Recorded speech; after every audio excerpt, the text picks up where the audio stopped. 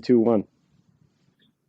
All right. I guess we're rocking and rolling with all this new technology as we were just talking about before we came on. But always a pleasure to have you on, Sasho. Thanks. Thank you for making some time again. No problem, Pete. Anytime.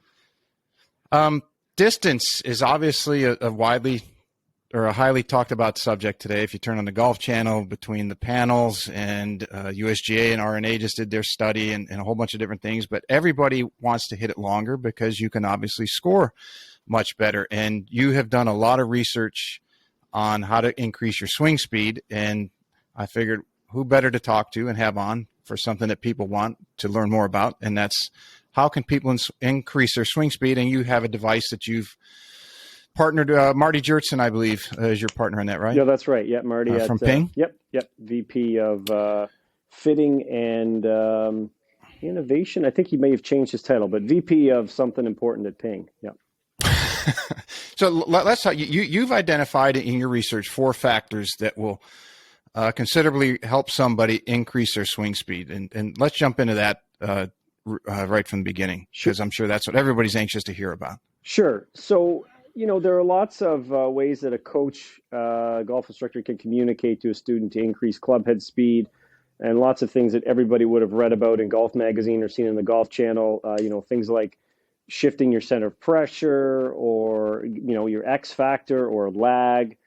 And what I did, the approach I took with my research was a little bit more deterministic, based on Newton's laws. And from a mechanical standpoint, there are really 4 things that you can change to increase your club head speed. So if you say, hey, I got this idea where I'm going to, turn my trail foot externally, rotate it a little bit more to get some more angular momentum from the ground, that's going to increase my club head speed. Or I'm going to get, a little bit more separation between my pelvis and my torso to increase my club head speed. Well, anything that you do, if you think it's going to increase your club head speed, it actually has to change one of these 4 things.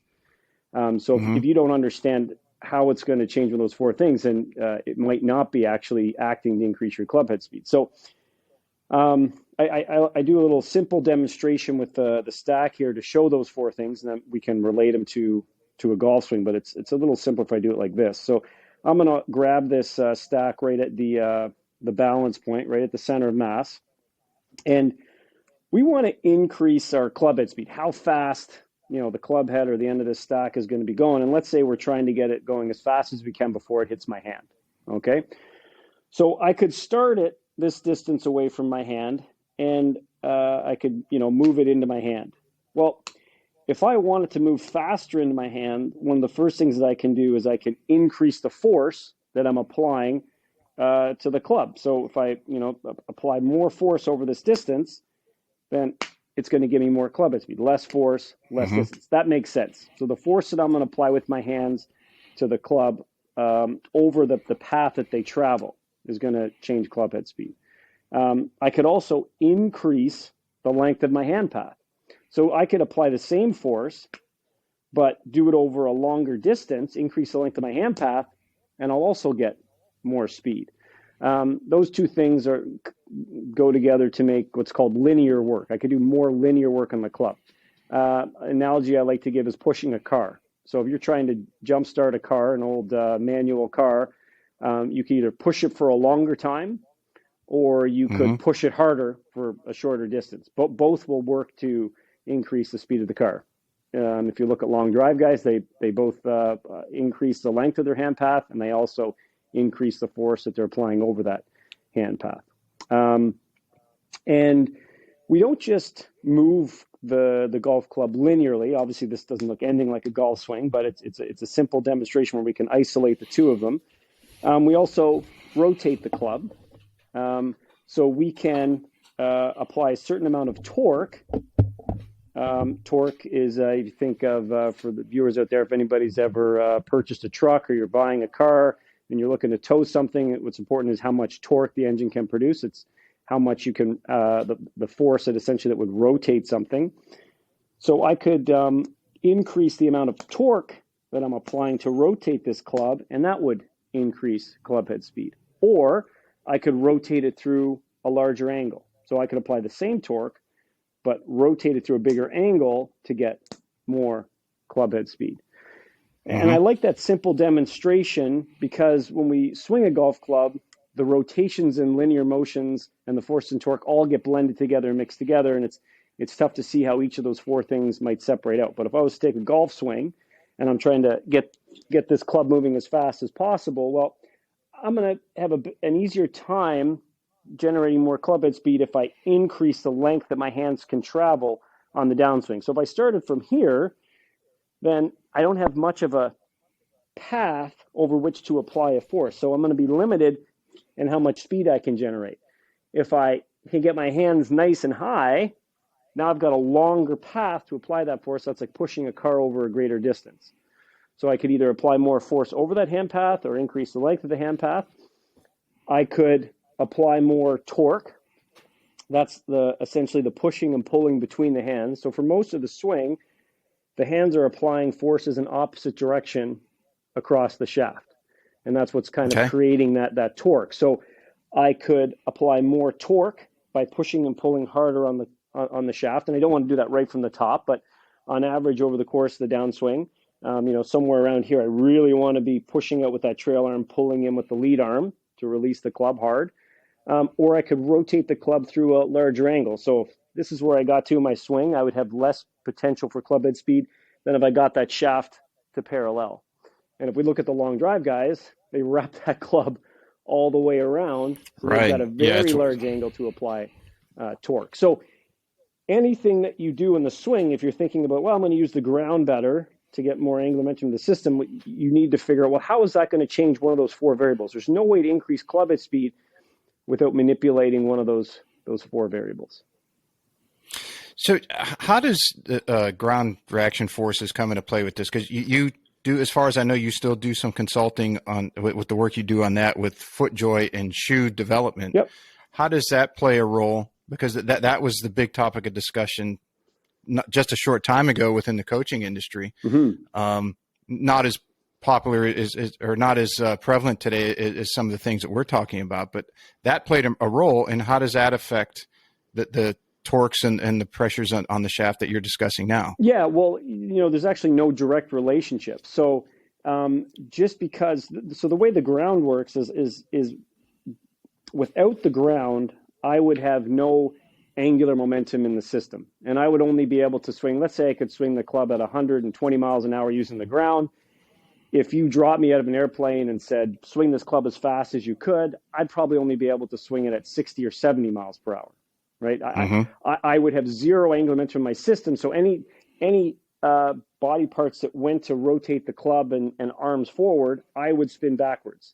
And that makes it really tough to generate speed because you have no angular momentum in the system. We increase our potential for club head speed if we get to interact with the ground.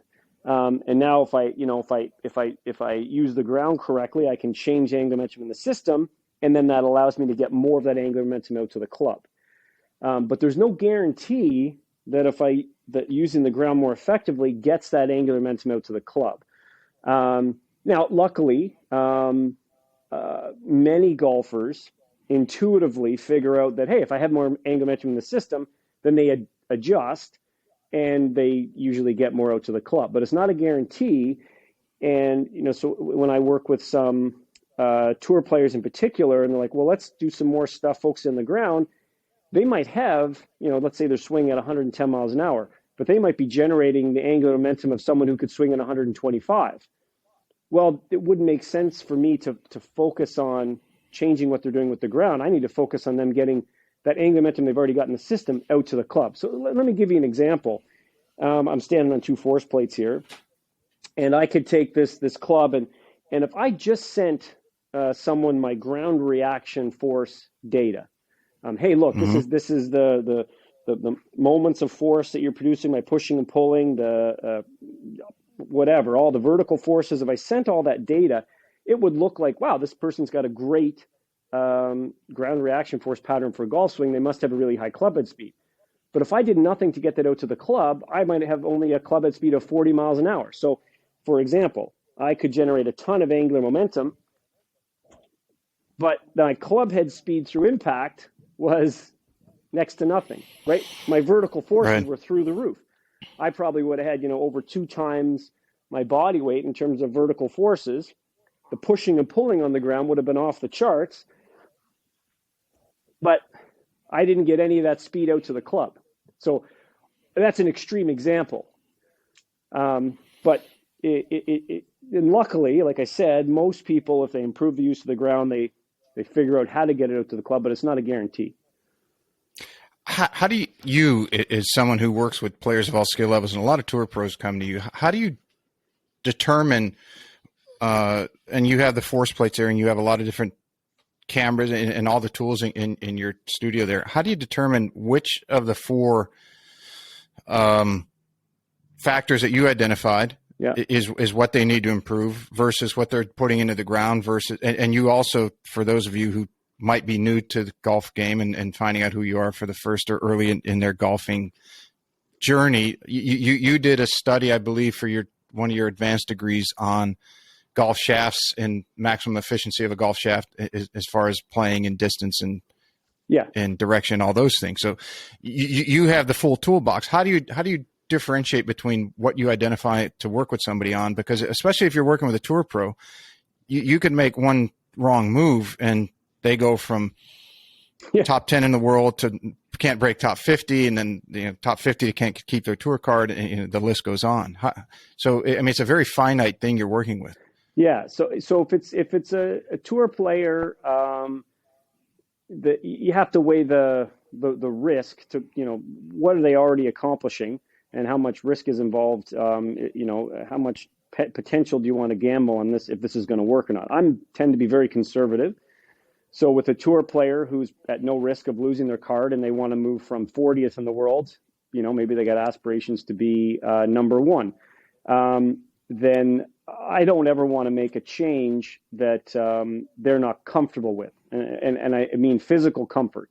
So I will first use some quantitative information, biomechanical information, to decide, hey, which of those 4 factors could be increased the most. So let's say, hypothetical, if it was like John Rahm and, his ball speed's off the charts, but it would be something that anybody could realize if they watch John Rahm swing. Let's say his ball speed was only at 172.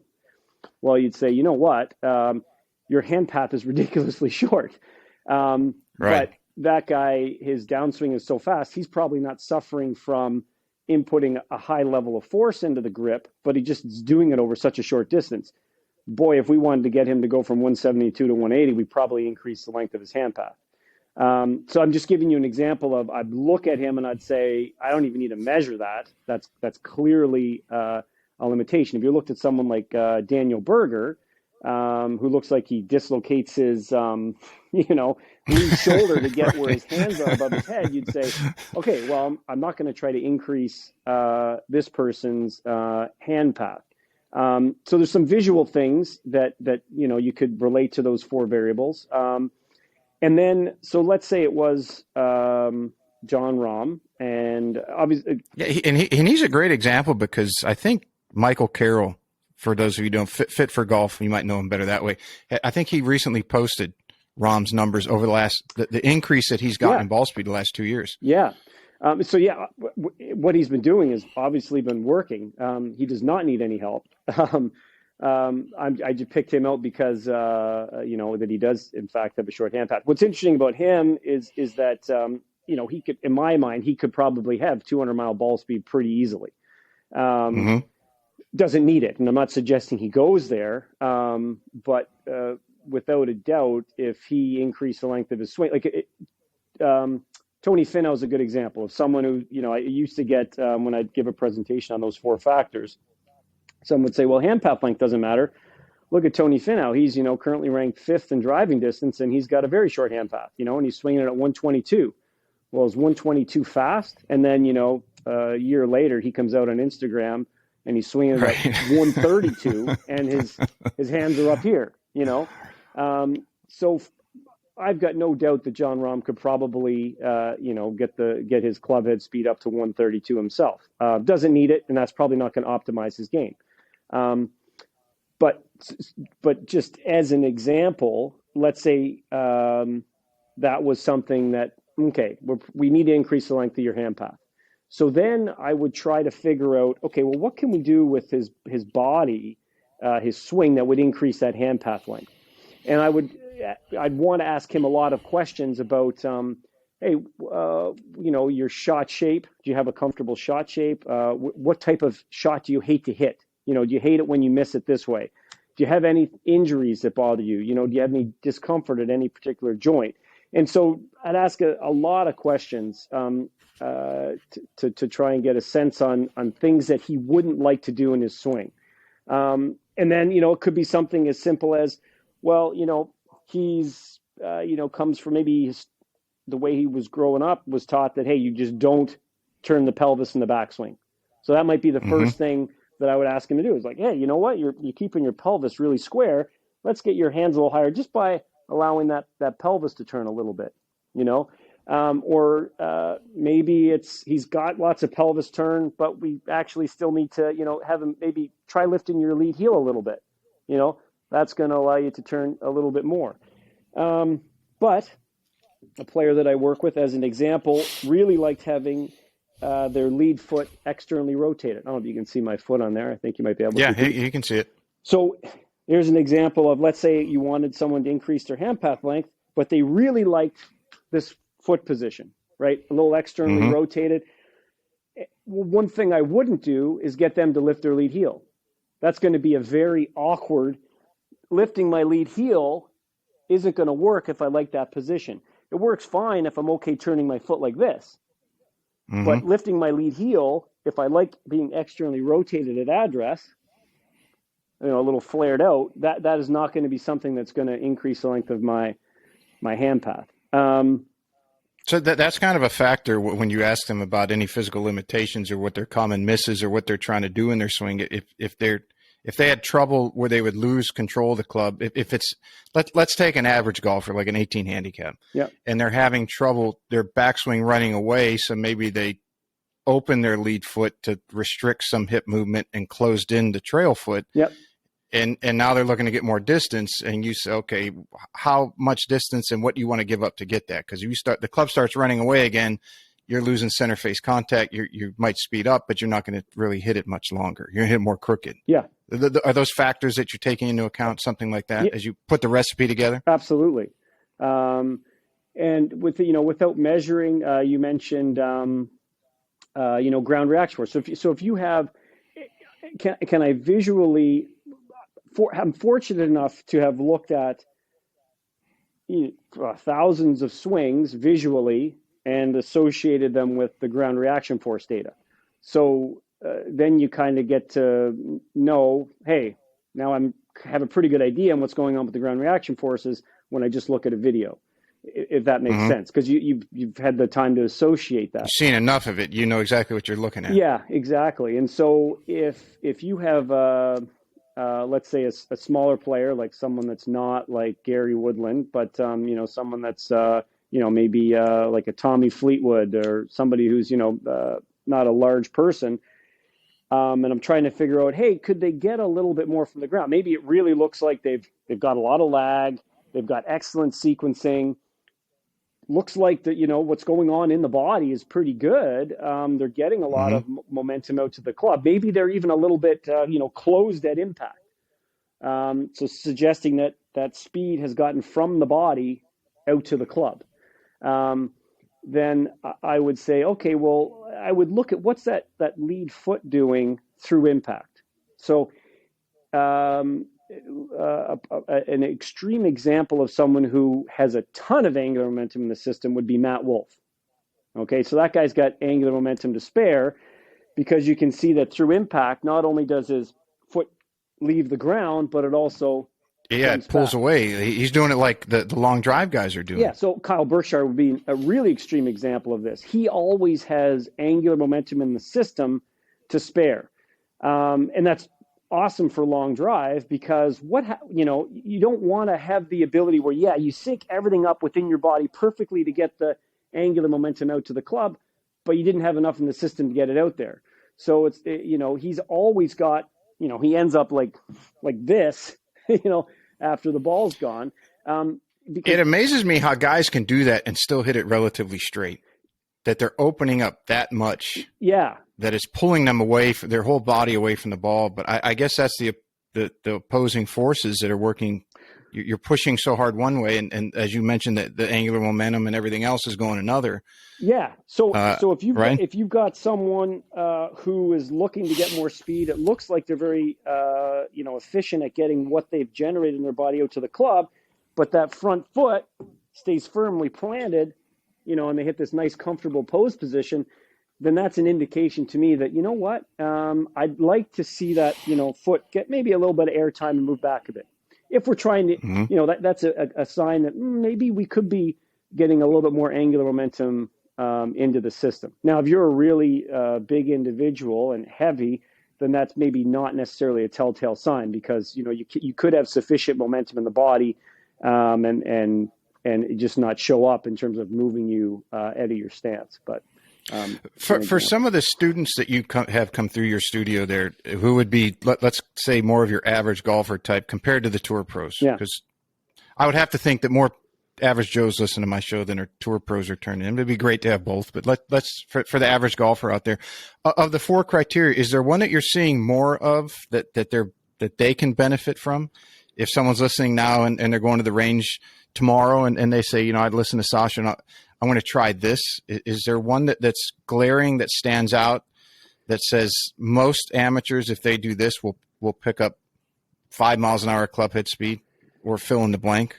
Yeah, I'd say, it's probably split between increasing the average force that you're applying and hand path length. Hand path length is the easier one to change, but there's way more things that go into increasing the average force. It's almost not helpful in a way, because so you can change so many things to it's like, oh great, thanks Sasha, apply more force. No kidding. How do I do that? Those 4 things are a great guide. So then you say, okay, well, your hand path length is long enough. How do we put more force in? And from my perspective, the easiest way to do that, and that would apply to most people, is improving your transition sequence. And how would somebody do that? Yeah, so I think that first of all, I'll say that there's going to be a lot of examples where golfers don't do this and they're sufficiently fast. Okay, but where people get confused is that while you might not have a great transition sequence, you can still swing at 120 miles an hour if your potential is 140. So Kyle Berkshire could cast, he could have a terrible transition sequence and still swing it at 125 miles an hour. But that doesn't mean... Yeah, he could have a broken left leg and still swing at 120. Yeah, exactly. So the only source of power in the golf swing is our muscles. We don't get any power from the ground. The ground can change your angular momentum. I don't want to get too complicated, but the one thing that I want people to remember is that our muscles are the only source of power in the golf swing. We can use the ground to help them generate more forces. We can also use a better sequence to allow them to generate more forces. So I want to get the segments in my lower body, the ones that are further from the club, transitioning first. Okay, that helps because most of the power in the swing is going to come from the muscles in the core, the muscles that are going to turn my upper body relative to my pelvis. There's muscles in the back called the erector spinae. There's the internal, external obliques. And if I decide that I'm going to start my torso down first, okay, and then I'm going to turn my pelvis, this pelvis is going to have a really tough time to pull the torso along, and it's going to create a situation with those muscles in my core where they're going to be producing less force, right? So I want to be in a situation where, as I end the backswing, that lower body starts to turn. I'm trying to build up, some tension in those obliques, and that's then when they reach a really high level, then they're going to start to pull my upper body along. And then the same thing with, the muscles that cross the lead shoulder, right? So there's a little bit of a stretch there, and I start to contract those muscles that go into my scapula across the lead shoulder. So they end up producing more force than they would if I didn't have that transition sequence. And so that allowing those muscles to stretch, start their contraction at a high level of force, means that they produce more energy in the system. They're more powerful, and if we have more energy in the system, that means we can get more of it out to the club. So it's a good transition sequence. Allows your muscles to do more work, give you more potential for club head speed. And then that speaks to the idea from proximal to distal. Yeah. That the body is wrote. And for some people who don't, proximal would be close proximity to the center of your body. Distal would be out to your fingertips as two extremes, right? That's right. And so, just to clarify, there has been a lot of focus, and it's not necessarily a terrible thing, but I'm not talking about when the segments are moving the fastest. I'm talking about when we start to move them in the downswing. Mm-hmm. I think the transition sequence is more important than necessarily the peak speeds of the segments. Let me ask you this, as you were talking about forces and musculature in weight training. Obviously, Bryson has made this very popular, and rightfully so. I mean, if we go back to when you and I would have been younger, and Bill Glasson comes to mind, because he had so many injuries, and he did a lot of weight training to musculature to protect what he had damaged. But weight training was always the taboo of a golfer. You'd lose this, you'd lose touch, you'd lose feel, etc. But Bryson has made it very popular, and in the modern game, it's very popular. But strength or power does not equal speed directly. So how do you differentiate? Because from what I can gather, and talking to a guy J.P. Guidry on the other day, and obviously Dan Hellman, and you know Dan, mm-hmm. and I had Michael Carroll on, and I talked to these guys a lot. I think some of the common consensus is that stronger musculature allows the governor to be reduced some within the human system, and that it knows that it's safer, so it allows the body to move faster without fear of hurting itself or damage. Neuromuscular drive has been floated out there is another reason that the heavier weight you lift, the neural drive goes up, so there's a correlation to the golf swing. What are you seeing? Are those things correct? And what are you seeing in your lab and with all the thousands of swings that you're looking at, from best players in the world down to the students that come in to swing golf for the first time, and how training is helping it? That leads into the stack system. Is it the body just becoming more proficient? Is it becoming stronger that's allowing it to move at a faster rate of speed? Is it a combination of those things? What are you seeing from your end and your perspective? Yeah, so I would probably agree with 90% of that. I think that the average golfer out there would improve club head speed by becoming stronger. Mm-hmm. But the golf club, the toughest club in the bag to swing, the driver, weighs 320 grams. So it's not a sledgehammer. So we can quickly reach a point where adding more strength will have little benefit. But there are thousands of golfers out there who sit at a desk all day and have never done anything to improve their level of strength that would benefit from that. If I've got 195 grams in the stack here, I swing this at the same speed as my driver. If I could attach a virtual driver head, then these two things would be going the same speed. That's going to be pulling on me with 130 pounds of force through impact. When I swing this at my driver club head speed. So I can go and deadlift 400 pounds. So that's not really a limitation for me. And I'm not particularly strong. I'm stronger than average, but increasing my level of strength, I can go into the gym and do 12 pull-ups and, curl 40-pound dumbbells. I would see very little increase in club head speed if I got stronger. But if you couldn't do a pull-up and you couldn't do a deadlift of 145 pounds, then now that's probably a limiting factor, and that's going to unlock some potential. Right. It's a recipe for each individual. Yeah. Right. Like what I don't necessarily agree with, to say something somewhat controversial, is I've never seen any evidence for this, is that adding muscle mass, it somehow buffers you for injury prevention, or prevents, I know some people say, well, don't do speed training until you get a sufficient level of strength first. And it's one of those things that maybe sounds intuitive, but then if you start asking questions, that I don't understand why that would necessarily be the case. It's kind of a nice thought, but does it have any practical application? Someone would have to really explain to me why that would be true. If I'm swinging my driver at 110 miles an hour, there's some kid that weighs 125 pounds, 14-year-old, and they're swinging their driver 120 miles an hour. Are they going to injure themselves unless they have more muscle? I don't know. You see kids max sprinting around the playgrounds, or do we ever worry that, or if they jump off the top of the monkey bars, that they're going to injure themselves if they didn't have more muscle mass? Not really a thought.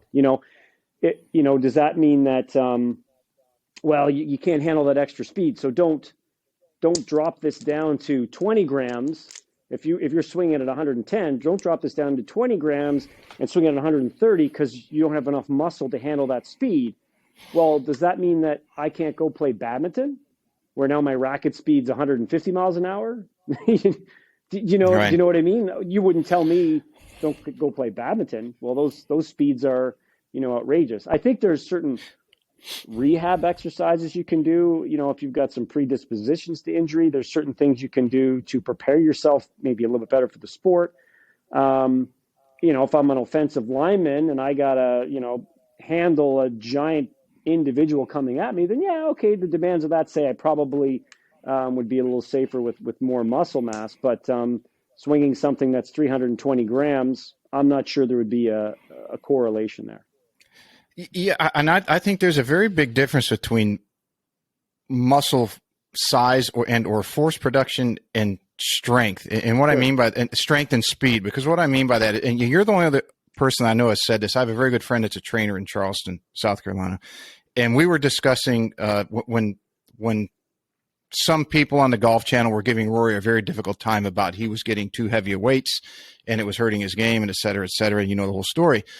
And I was talking to this friend of mine about that, and he said, well, then why wouldn't they be measuring, if he wanted to go up in weight, that he has to be able to lift that weight within a certain segmented time frame to keep his speed at a certain rate, especially in the golfing world. And if he can't keep it within a parameter of a set speed, then he's got to drop the weight down until he can meet that, because then your ability to develop force production, to develop muscle, and to develop speed are all being addressed simultaneously, and not just gaining muscle mass and gaining force. And I thought that was very interesting. And you were the only other person I've ever read or have seen say something like that. And I don't know why that's not more prevalent. Maybe you're just on the periphery and the rest of the industry hasn't caught up yet. Maybe. Groundbreaking. I don't mind being on the periphery. But it's like, if you can do a deadlift of 250 pounds and your concentric motion takes a third of a second, but then when you go up to 325, it's taking you almost a full second or more to get there. Well, that's not going to do you any good outside of building a maybe bigger mass of muscle, and that's not helping you for the discussion we're having, and probably not overall. But if you can slowly develop to where you go 275 to, let's say, 300, you can still keep it under half a second, but then you go 350 and now you're at 1.2 seconds. Okay, now we got to back you down until you can develop that speed or maintain a certain speed of lift and concentric, or the eccentric portion, just as well, whatever they're working on. I think that's, from what I'm seeing, it's an untapped area. Now, somebody out there might be heavy into that, and they're saying, no, I've done this, and here's the data. So I'd love to talk to somebody about that. If anyone wants to come forward, I'd be happy to have them on. But interested in your input on that. Yeah, so the theory would be more muscle size. If I was to train, I can increase the number of, if you look in a muscle there, the contractile unit of muscle is called a sarcomere. And if I train to lift heavy, then I could increase the number of sarcomeres. I could also increase the number of muscle fibers that I recruit, because my body's saying, hey, well, we need to learn to produce more force. So I'm going to recruit more muscle fibers. And so the theory is, let's do this specific heavy type training, even though, we might be doing it slowly. We're going to increase muscle mass and then give us more potential for force. That's the theory. And then you'd say, okay, let's go do some speed training. And now we'll train those increased muscle fibers, and the fact that we're now potentially contracting more of them to move faster. That would be the standard theory. And there might be something to that. It'd be really tough to prove. We do know that getting a little bit stronger can help you swing faster. And certainly, I would say that doing Olympic lifting, like power cleans or snatch, would have a much greater potential to increase your club head speed than just straight up deadlifts, where the focus isn't on, hey, let's apply a lot of force over a long period of time. It might take me 2.5, 3 seconds to do a max deadlift. I'd be better off doing half that weight and power cleaning it, as fast as I could. But there's, from a golfing perspective, there's an inherent, a little bit higher risk of injuring yourself. That you want to, those are very technical lifts. Is it worth, potentially hurting your back, potentially hurting your wrist? Is it worth the trade-off? And that's where I always land on stuff like overspeed training, because, and overload training with a club, because it's so close to the sport. You're just changing the stimulus a little bit. You're still going to do all those things. You're still going to recruit more muscle fibers. You're still going to adapt your muscle fibers to increase size a little bit if that's what they need. If we need to recruit more motor neurons, increase the rate at which we're recruiting them. So as long as you have a little bit of muscle mass, overload and overspeed training can give you a lot of bang for your buck. Yeah, because you look at the long drive. Let's take the extreme, the long drive industry, and you had someone like Jamie Sedlowski, who what was 175 pounds at his peak. Yeah, I think he started at 165. I don't know. Right. Yeah, right. And then you had someone like Jason Zubak, who's just a massive man, and they were both phenomenal at what they did. So they're and as Doc Scott Lynn and I talked about this, is with all the information that's being absorbed now and gathered, is it's getting to differentiate between who needs what, because all of it, all these arguments are arguing things, and they're both, what I found out is many of them are right if applied to the person in the right recipe. Yeah. Those would be two examples. But the reason I brought that up, that I heard you say it, was, let's get into the stack system, is if somebody puts too much weight in there and they actually slows down their speed, then you know that they've gone too far. Is that correct? Because I have some students who have it. I haven't put my hands on it yet. Yeah, okay. I'll make sure to get you one, Pete. Yeah, so the general idea behind the stack system is that if we're going to do overload and overspeed training. Overload and overspeed training are kind of terms used when the exercise is very, very similar to the sporting skill you're trying to do. So it's been done for, probably at least 100 years. I can think of references going back. But the idea, we're more commonly aware of overload. So if I was going to train to increase my jump height, I'd put a weighted vest on or do something to increase, my load. And then if I tried to do a jump, I'd be forced to apply more force to the ground and in my muscles to jump high. And that makes sense. That's intuitive. Or I'd tow a sled. Hey, I'm going to try to sprint faster, hook me up to a sled. And now I'm going to be applying more ground reaction forces. My muscles need to apply more force. That's overload, and that's good. That's going to, stimulate me to recruit more muscle fibers. It's going to maybe help change to adapt my muscle fibers to be a little bit larger. But interestingly enough, and there's just as many studies out there that show that overspeed training, so still doing a sporting skill very similar, but now you are increasing the speed at which you do the movement. So with jumping, a common one is they tie a bungee cord to the roof, strap it onto my back or through some type of harness. And now when I jump, I'm a lot lighter. and I go through the jumping motion a lot faster. And if I train that way, hey, look, I've also improved how high I can jump. Or with sprinting, there's some Scandinavian folks that have developed some really fascinating technical equipment that will pull on you with the precise load as you're running to help you run just that right amount faster. And that improves speed. So towing stuff, overspeed, even very simplistically, Jamaican sprinters will do slight incline and decline running to simulate overload and overspeed. And they both work because they both have different mechanisms. So the overspeed will probably stimulate my nervous system to send signals to my muscles at a faster rate to contract, whereas the overload is telling more muscle fibers to contract. And if you go just the right amount above and below to get an overload and an overspeed, then you'll see the fastest adaptation. And so it's a neurological adaptation and it's a physiological adaptation simultaneous. Yeah, that's right. And certainly initially the neurological one covers more ground, that branch of things, and you can see the greatest improvements, changing it's tough to separate neural and the physiological, but the biggest one right away for a lot of people is percent of max effort. So people don't realize, especially LPGA folks, for whatever reason, they might think, oh yeah, that's my, that's all I can, that's it. That's my 100% max effort. And they fully believe that is me swinging as hard as I can. But you give them a radar, say, no, I think you have more in the tank. And all of a sudden they realize, yeah, okay, I can swing a lot faster. And it's not just LPGA players. There are lots of PGA players, just seems to be predominantly that group where I see it. So that just the act of, I can exert more effort. Their perception of what was a high level of effort was not correct. So that would be neurological based. And then the next biggest one is changing your swing technique. So you've got, something sitting in your motor cortex, a pattern. There's different theories about how motor control works. But hey, what sequence do I start to contract my muscles in?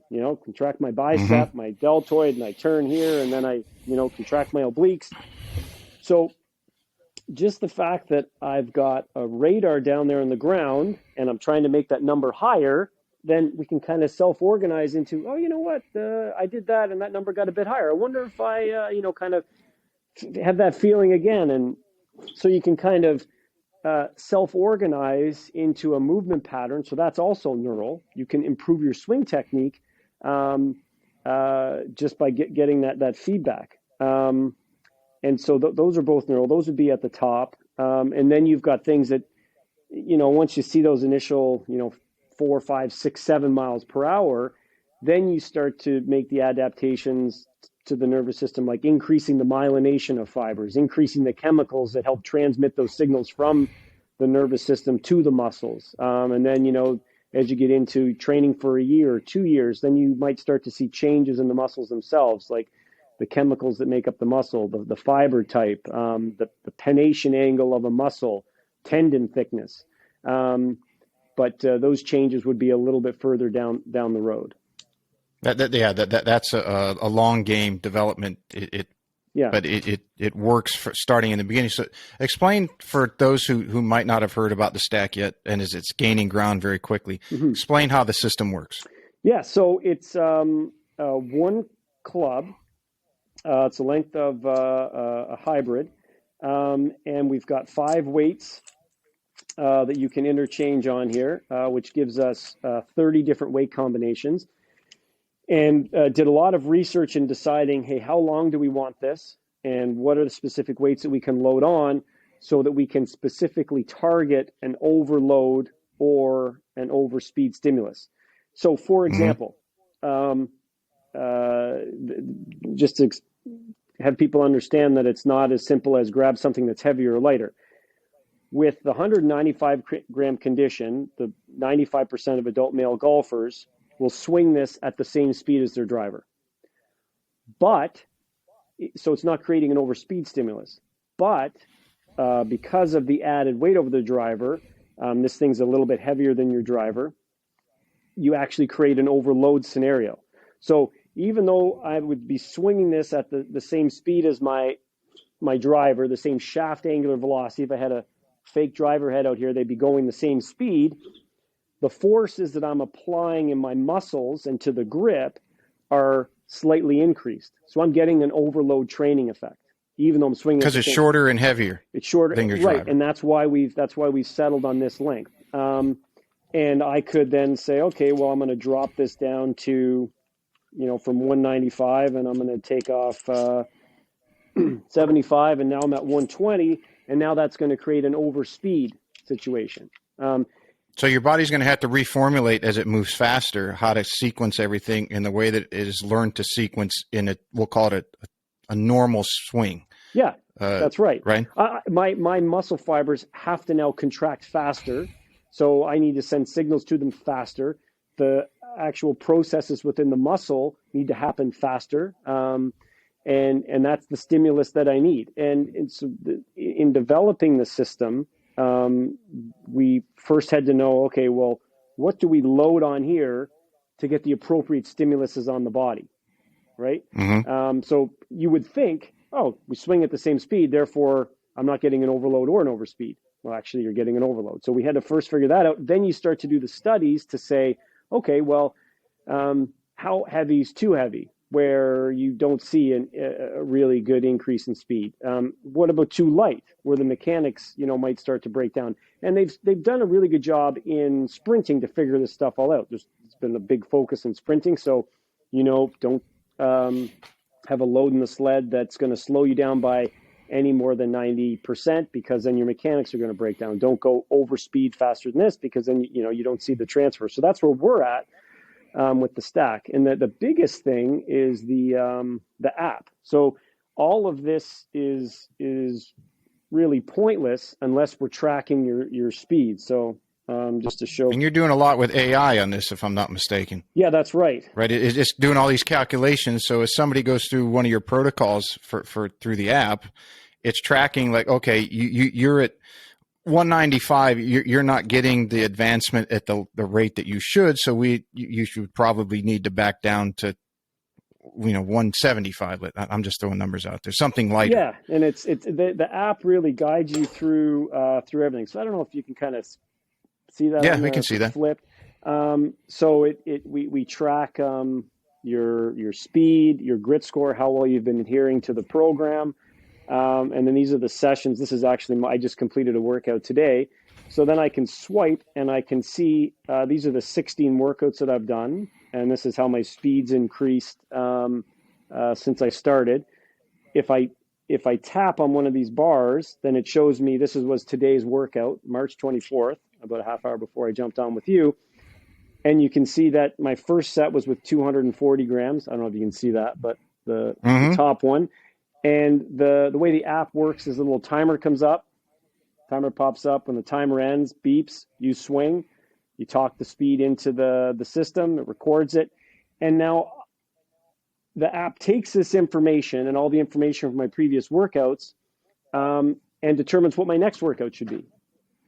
So some people have said, hey. Got it. So your own personal trainer. Yeah, absolutely. And all the weights get adjusted, because it's not about this weight that you put on here isn't the end variable. The end variable is how fast I'm moving relative to my current speed, and how much load is being put on my body relative to the load that's being applied to me when I swing my driver. So that's different for different people. So you and I, let's say, both our driver speeds are 110, but you might swing 120 grams a lot faster than me. And that means that instead of you swinging 120 grams, the app will say, no, we want you swinging at 140 grams, because we wanted a certain percentage of your speed and a certain percentage of the force you're applying. So the app continually changes. So that you're not getting overloaded in one way. It's keeping you somewhat balanced as you're progressing through the entire thing, so you don't have a large disparity. Is that right? Yeah. In some programs, so there's an initially. See if I can pull up that my baseline session. So everybody gets put through a baseline session here. Let me close out. I'll swipe to my my baseline testing. I'll show that right at the end here. Here we go, testing speeds. So this was my initial test, and it shows that the app will ask you to swing different weights, light ones, heavy ones, and your driver. And based on this information, it will say, hey, are you swinging light stuff really fast or really slow relative to your driver? How about heavy stuff? Are you swinging it really fast or really slow? And some other questions we ask, and it will recommend a program based on, if I swing heavy stuff really slow, then the program I get recommended will be, hey, you probably need to work on overload a bit more. So that program will be a little bit more focused on overload.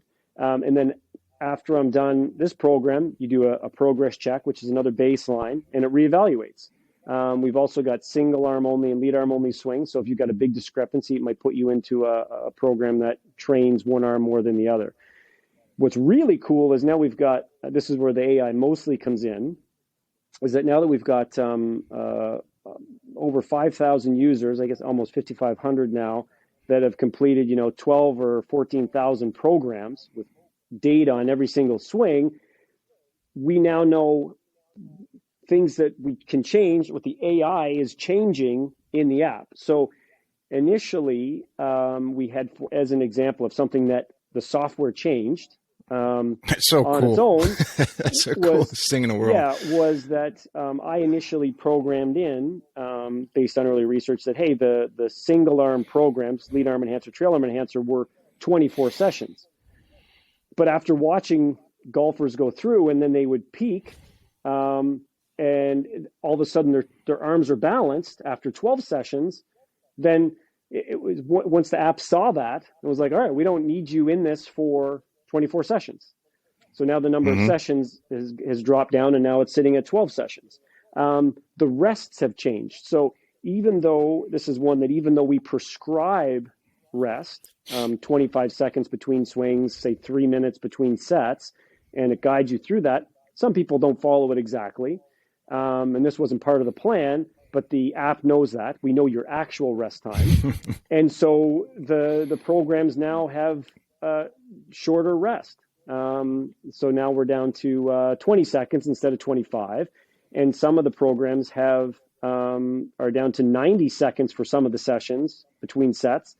Some of them have stayed at 180. The stuff that I wouldn't have been able to figure out without these thousands and thousands of data points. And so yeah, it just keeps getting better, which is pretty cool. Yeah, we probably have more data than anybody on the planet. I don't know of any other system out there that's actually self-evolving like that.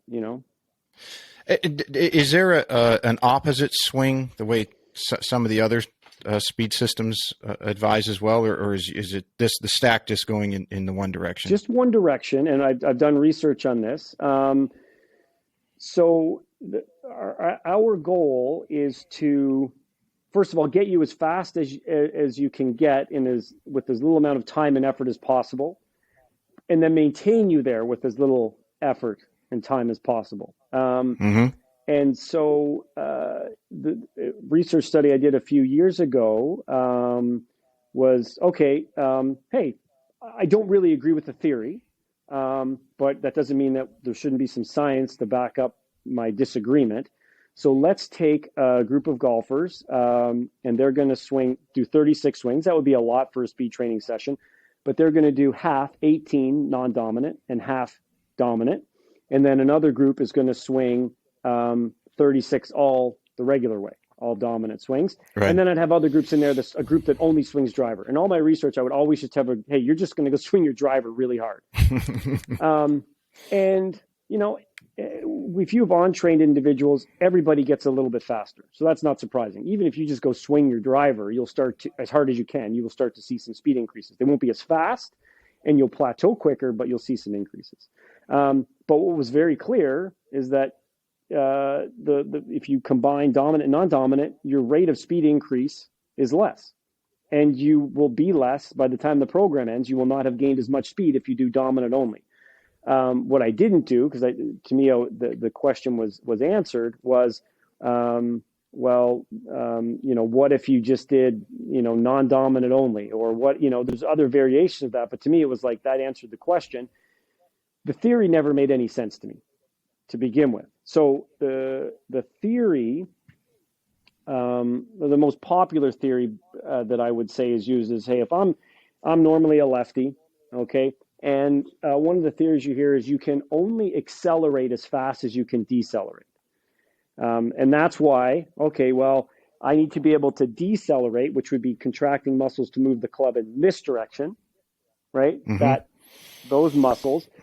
Well, I'm not going to swing as fast that way as I could because I can't slow this down. So, hey, let's swing this way to train those muscles that would be the decelerators. So let's say that's true, which I don't necessarily believe, but let's say it is true. Well, it's not really working the same muscle in an eccentric fashion that would be required to slow it down. Right. So, in my opinion. Right. So let's take and sometimes it's not even the same muscles. So, I'm using my rhomboids here and my let's say my posterior delt and that lead arm to swing this way, but in the trail side, I might not necessarily be using it. I might be using more lat, or it's in a completely different position to slow it down. This arm is not in the same position. Bicep's a good example. I would use a lot of bicep to slow down that club. Well, I'm not using bicep at all if I swing this way. And more to your point, there are concentric contractions at a relatively low level because I can't swing at 110 miles per hour in my non-dominant way. So the level of force is less, the contraction type is different. But so you'd say, okay, well, let's say this deceleration thing is important. Well, if the goal is to swing faster while hitting a ball, so if I put that on the tee, and the deceleration portion would be the lead leg catching everything and then slowing down, wouldn't it be? Maybe. Could be the lead leg, could be doing the decelerating. Let's even assume, best case scenario, it is the muscles. So if let's say I've got a club head speed of 100 miles per hour. When I hit that ball, the ball is actually taking away about 25% of the speed when I hit it with a driver that's in the swing. So now if I actually hit this golf ball and I've got a swing of 100 miles an hour, well, actually, I only have to slow this club down as if it was going 75 miles an hour, right? So that's that's the skill that I need to practice my deceleration with, right? If I'm swinging at 100, then I need to be able to slow down a club that's actually going 75. Well, if I grab the stack or even just my driver, and now let's say I swing my driver and there's no ball there, but I swing at 100 miles an hour, well, now I'm training those decelerators to slow down a club that's going 100 miles an hour. What a great stimulus. I've got, 25% more stimulus there without a ball. So surely that's training my decelerators way better than swinging in the opposite way. And that's what you do with every single swing with the stack, would be train those decelerators in the exact way that they would need to be stimulated to slow down an actual driver. That's interesting. It's very cool. Yeah. So that's why we don't include, I don't necessarily believe you can only accelerate as fast as you decelerate. If you did, then actually swinging without a ball would be a great way to train those decelerators. Plus, there's, I've got some data showing that replacing, because you're not going to add them on, right? If you got 20 minutes to do a speed training workout, you don't want to add on another 15 just to do non-dominant, right? Yeah. What has been the largest increase that you've seen somebody gain from using the stack? It's tough to know because so when I go in and I look at the over 5,000 users, some of the numbers look really big, like 25 miles an hour. But I really don't know what they were doing on the post test. Maybe they were outside with mittens and a toque on in January. So some of the numbers look pretty crazy.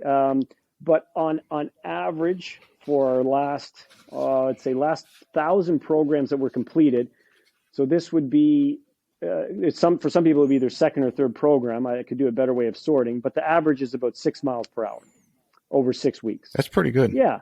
It's pretty good. And where, like, my plan with the stack is to have it be like your bicycle, something that you use every year. So I do a little bit of stack training over the summer, but I live in Canada. We've got 4 or 5 months of playable golf. And so if I've got some time, I want to go golfing. I do just enough stack training to try and maintain my speed. And then the season ends and I don't really do much at all from like November till January, right? I get busy. I coach hockey. I do lots of stuff. And then I come back in here. Like, so last summer, my speed got up to like 115, 116, kind of maintained it to the summer. And then it was down to, my baseline was down to 109. But now I'm back up to, without hitting a ball, 125. And so now I'm prepping for the seasons, but I'm going to use this for the rest of my life to efficiently get me back up to my peak speed. And then hopefully during the season, use it a little bit to maintain. And then I'll go back through the cycle. So even the tour players that I have using it now are using it. Matthew Fitzpatrick has really increased his club head speed. Today he had a 120 off the tee, a few 180 ball speeds. But it's been a very slow process. And slow, over 2-3 years, you gain 1 or 2 miles per hour a year. Well, yeah, but I mean, it's going against Father Time because you don't do anything and you're decreasing by it. So it's not just like you're gaining 1 a year. If you're traditionally losing 1 just by doing nothing, and then you're gaining 1 by using it, so you're gaining 2 a year. I mean, and that's what 4 to 5 yards almost. On your drives. I would estimate that if you you were a fit, athletic individual. And had the potential, to be really fast, but didn't do any special training growing up. You didn't play any other sports, but you took up golf when you were 20 and you played. And you decided to do some stack training when you were 40. You would probably increase your speed up till a point of about 45 where you'd see meaningful changes. And then between 45 and 50, you'd kind of stay flat. And then finally at the age of 50, you'd start to slow down, even if you were doing training. If you like Kyle Berkshire, who's probably as close to optimally training as there has been a long drive person out there, whatever that is, he will probably start slowing down at 30. Maybe even a little bit earlier than that. Because that's just the way. Well, the body changes, the hormonal, the testosterone starts to drop, and the litany of other things. For that level. It's interesting that what you said earlier, that people have been using weight training or overstimulated by using a heavier device. I used to play a lot of golf with Ron Wilson, the hockey coach, and he came back one year and he had picked up at least 30 yards on his irons and almost 50 on his driver. And we said, what the hell did you do? And he had the team training with heavier pucks that year, and he was working out with them. So all season he was shooting and passing and the whole thing with heavier pucks, and just the movements and everything that you just described. I mean, he didn't change his swing at all, and he picked up a massive amount of yardage. And then I had Blake Austin, who's a baseball hitting coach. He's they call him the mad scientist out of Atlanta. And he told me, and we had a discussion about how golf has been kind of late to the game, but baseball, from the day it was spawned, they've been training for speed. But they use a lot. One thing he uses is heavy baseballs at different weights. Sure. But which I thought was very interesting. I didn't know how you could use that. Maybe that's something you could think about. We'll talk about some other time, is how to use a heavy golf ball, because you don't want to be cracking faces, and how that would be utilized would be interesting. Yeah. Well, what's interesting is that it actually, I did have someone actually approach me about that, but it would have no training stimulus on the body whatsoever. The ball you would crack faces, it might do something into you, but everything that matters in terms of a training stimulus happens before impact. Very different than, say, hockey. I have I coach hockey. I'm coaching hockey in an hour from now. Certainly the heavy pucks work for hockey and for shooting, because the puck is in contact with the stick long enough, and you want to train the force that you apply to the hockey stick during a slap shot while it's first in contact with the ice and then in contact with the puck matters. So that's a training stimulus you want to improve. Unless you were hitting balls that have really thick rough all the time, then training for what happens right at impact or during impact probably wouldn't be very beneficial. But if you actually had to go hit out of the rough all the time, probably hitting balls out of the rough would be helpful. It might increase your chance of injury. But Johnny Miller used to say it in the early part of the year, he would go hit balls out of the sand to get his hand strength back, whether that was BS or not. But for him, he seemed to think it helped. Yeah, I think that that seems reasonable to me, for sure. I think that if you hit a lot of balls out of sand and you cut them heavy, then it might even help you in transition a little bit. Yeah. Yeah. And I'll have all the links and everything. Where can people go check out the Stack System and buy it and follow it and all those good things? Thestacksystem.com, thestacksystem.com. Our Instagram page is really cool. Yeah, it is. I highly recommend. And again, I'll have your links to all your stuff, and I'll have another section for the Stack links all put together in the summary. Perfect. Awesome. You got some time this episode to do a couple rapid fire? Sure. Yeah, that's right. Or you got to get running. We're good. All right. So this one would be modified for you just a little bit since you're from Canada. I usually ask if the Ryder Cup walk-up song, but if you were on you made the President's Cup, you were a captain's pick. They said, Sasha, we need some help. No one can make it. Can you play for us? What would be your walk-up song to the first tee? Well, it's going to be a Tragically Hip song.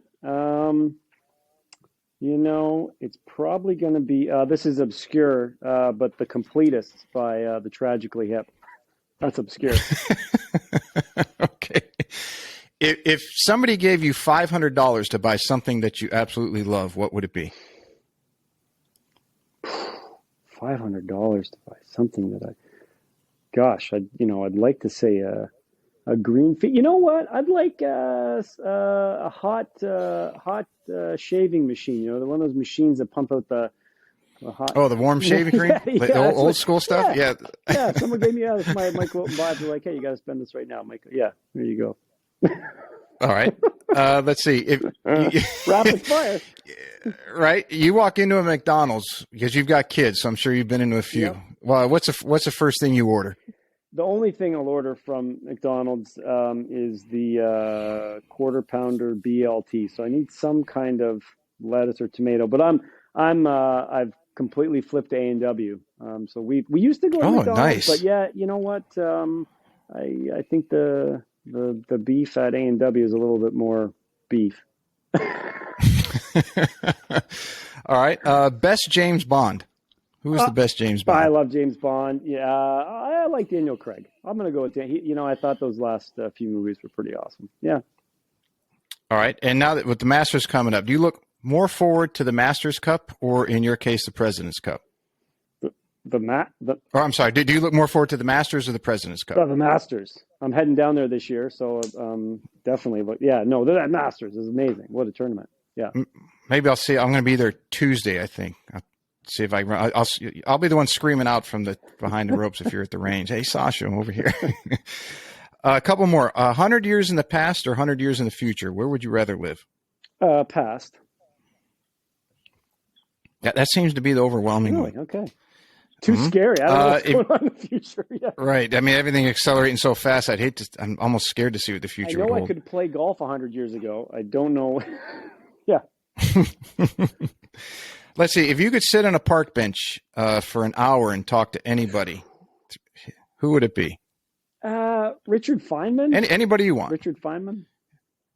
Scientist, I would assume. Yeah. Physics guy.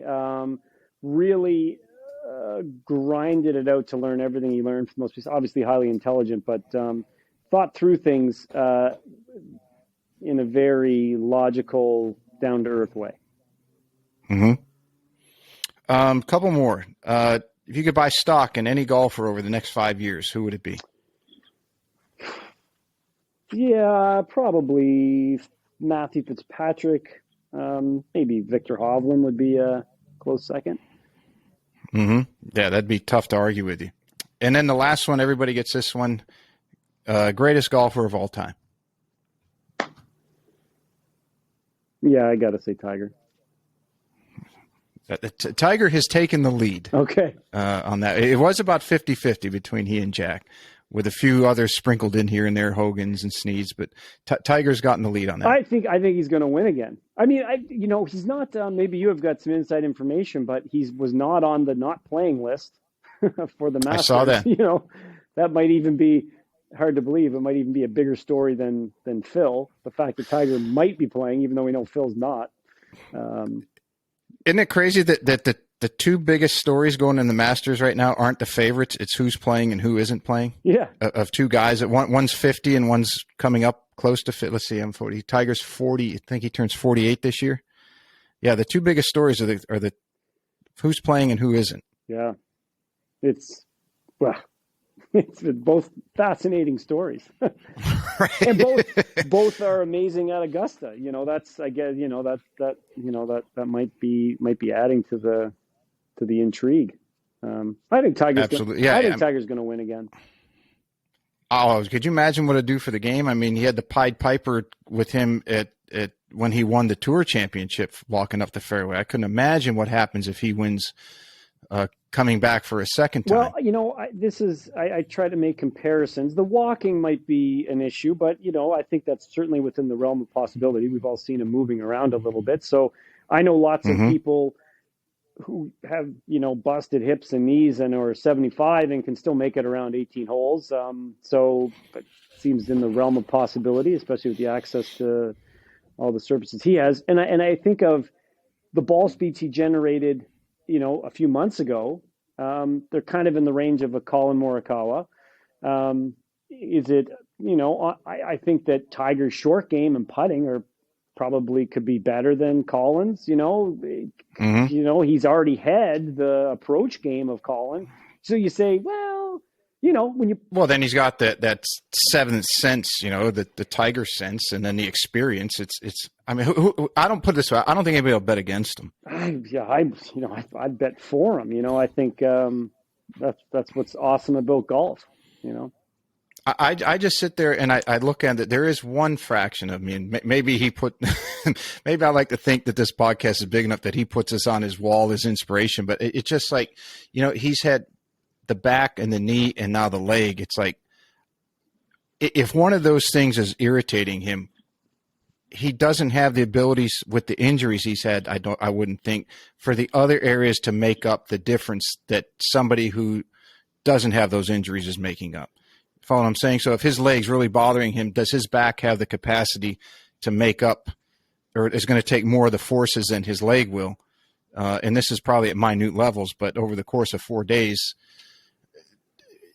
is that something that even Tiger Woods would have trouble overcoming? That's the only thing that I can see that would derail him. Yeah, and I,